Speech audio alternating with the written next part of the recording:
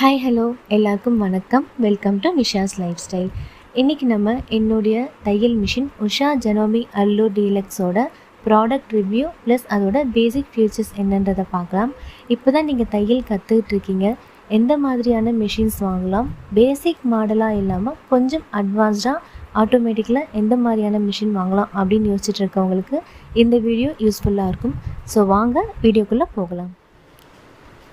இதுதான் என்னுடைய தையல் மிஷின். இதோட மாடல் நேம் வந்து உஷா ஜனோமி அல்லூர் DLX. இதோட ப்ரைஸ் பார்த்திங்கன்னா நான் வாங்கினது 12,000க்கு வாங்கினேன். பட் ப்ரைஸ் வந்து டீலர் வைஸ் வந்து வேரி ஆகுது. அமேசான் ஃப்ளிப்கார்ட்லலாம் 14,600க்கு கிடைக்குது. பட் நான் வந்து 12,000க்கு வாங்கினேன். 2-3 டீலர்கிட்டையும் நான் விசாரித்தேன். ப்ரைஸ் வந்து 1000லேருந்து 1500 வரைக்கும் வேரி ஆகுது. வாங்கும்போது இது கூட என்னென்ன கொடுத்தாங்கன்னு பார்த்தீங்கன்னா, இந்த மாதிரி பெடல் மிஷின் ஒன்று பவரில் அட்டாச் பண்ணி ஸ்டிச் பண்ணுறதுக்கு, இதுக்கு ஃப்ரீயாக வந்து கிஃப்ட் பாக்ஸ் ஒன்று கொடுத்துருந்தாங்க. இதில் பார்த்திங்கன்னா ஒரு சீசர், இன்ச் டேப், கொஞ்சம் பட்டன்ஸ், அப்புறம் 16 நம்பர் நீடில் வந்து ஒரு பேக்கெட், 18 கலர் வந்து த்ரெட்டு கொடுத்துருந்தாங்க. இது கூட ஒரு கவர் ஒன்று கொடுத்துருக்காங்க ஒயிட் கலரில், நீங்கள் ஸ்டார்டிங்லேயே பார்த்துருப்பீங்க. இது இல்லாமல் இன்ஸ்ட்ரக்ஷன் புக்கு. இந்த இன்ஸ்ட்ரக்ஷன் புக்கை நீங்கள் கம்ப்ளீட்டாக கோத்ரூ பண்ணாலே சிம்பிளாக இந்த மிஷினை நீங்கள் ஹேண்டில் பண்ணலாம். எல்லா டீட்டெயில்ஸுமே இதில் வந்து இருக்குது. அதுக்கப்புறம் கேட்லாகில் பார்த்தீங்கன்னா எக்ஸ்ட்ரா ஃபுட் வந்து அதில் கொடுத்துருக்காங்க. இந்த மிஷினோடு பார்த்தீங்கன்னா 4 ஃபுட் கொடுத்துருப்பாங்க. இது இல்லாமல் உங்களுக்கு எக்ஸ்ட்ரா ஃபுட் வேணும் அப்படின்னா உஷாவோட வெப்சைட்டில் போய்ட்டு நம்ம வாங்கிக்கலாம். அது என்னென்ன ஃபுட்டுன்றதை இந்த கேட்லாகில் டீட்டெயில்ஸாக உங்களுக்கு இருக்கும்.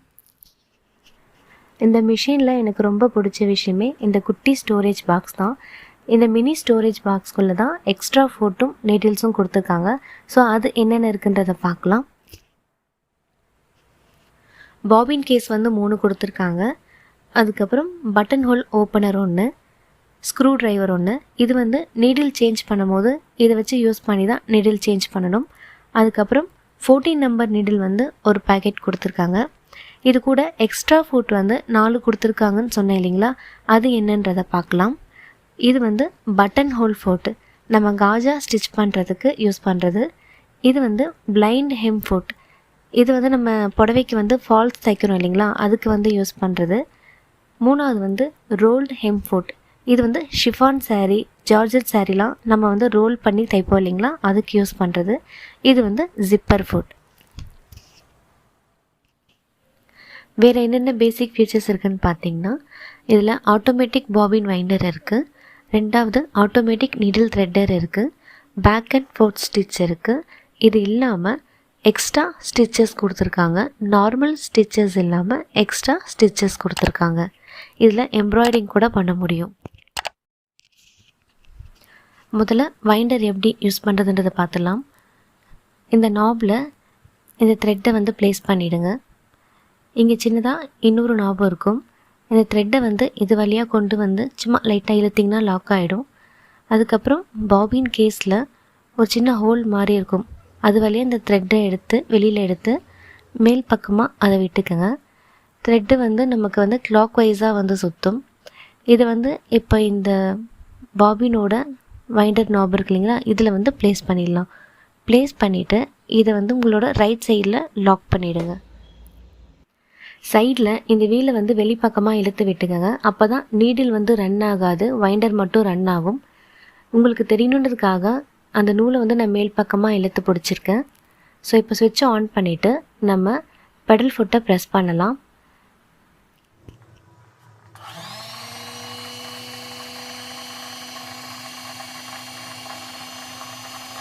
இதை பாதிலேயே நீங்கள் ஸ்டாப் பண்ணணும் அப்படின்ற அவசியம் இல்லை. இது ஃபுல்லாக வந்து ரன் ஆகி முடித்ததும் அதுவே ஆட்டோமேட்டிக்காக ஸ்டாப் ஆகிடும்.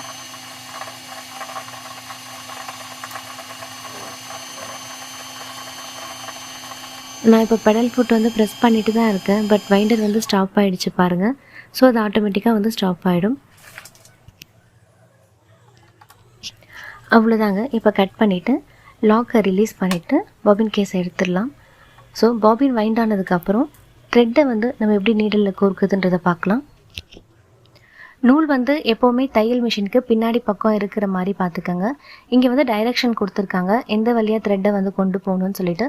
ஸோ ஃபஸ்ட்டு இருக்க இந்த கம்பி வழியாக இந்த த்ரெட்டை உள்ளே இழுக்கும் போது அது லாக் ஆகிடும். கீழே அப்படி இந்த லைனில் கொண்டு வரணும். கீழே கொண்டு வந்ததுக்கப்புறம் கீழே ஒரு டைரெக்ஷன் கொடுத்துருக்காங்க யூ ஷேப்பில். திருப்பி அந்த யூ டைரெக்ஷனில் மேலே அதை அப்படியே கொண்டு போகணும். இந்த இடத்துலையும் ஒரு லிவர் ஒன்று கொடுத்துருக்காங்க.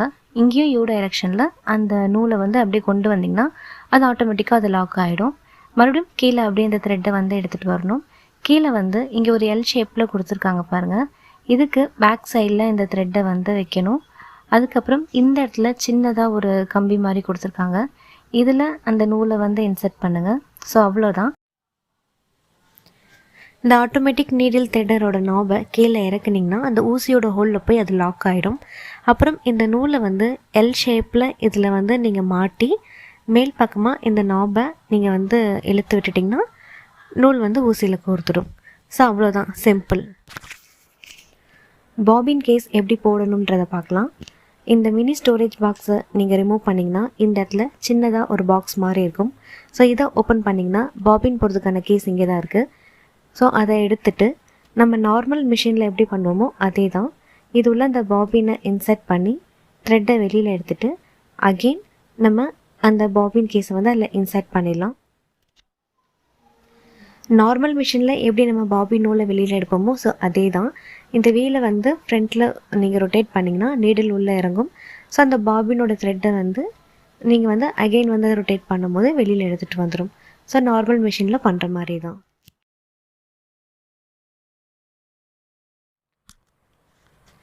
பேசிக்காக என்னென்ன ஸ்டிச்சஸ் இருக்குது அதை எப்படி செலக்ட் பண்ணலான்றதை பார்க்கலாம்.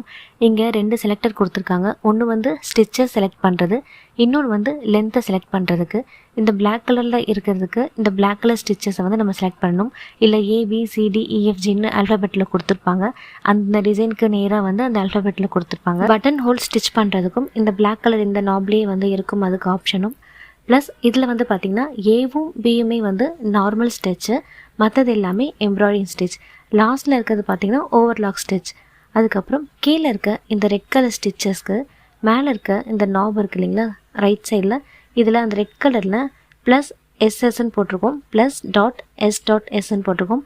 அதை வந்து நம்ம கரெக்டாக வச்சுட்டு இதை செலக்ட் பண்ணி தைக்கலாம். அடுத்தது இந்த பக்கம் நம்ம எப்போவுமே இந்த 2 நாபையுமே நம்ம செலக்டர் வந்து மாற்றும் போது நீடில் வந்து மேலே இருக்கிற மாதிரி பார்த்துக்கணும், இல்லைனா நீடில் வந்து உடஞ்சிரும்.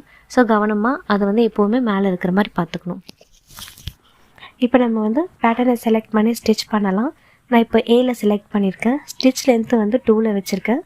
2 அப்புறம் 3 4 5 இது எல்லாமே நான் செலக்ட் பண்ணி உங்களுக்கு ஸ்டிச் பண்ணி காமிக்கிறேன்.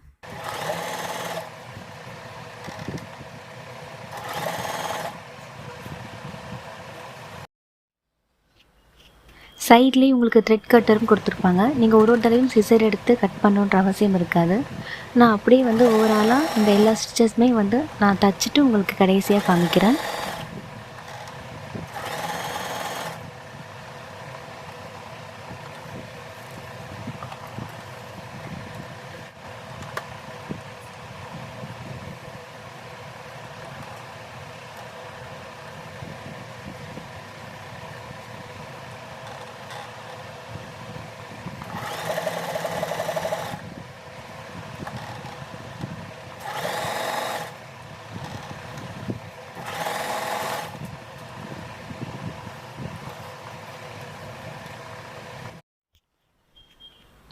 இப்போ பார்த்தீங்கன்னா ஸ்டிச்சோட லென்த்து வந்து 2ல் வச்சு தைக்கும் போது நெருக்கம் வந்து கிட்ட இருக்கும்.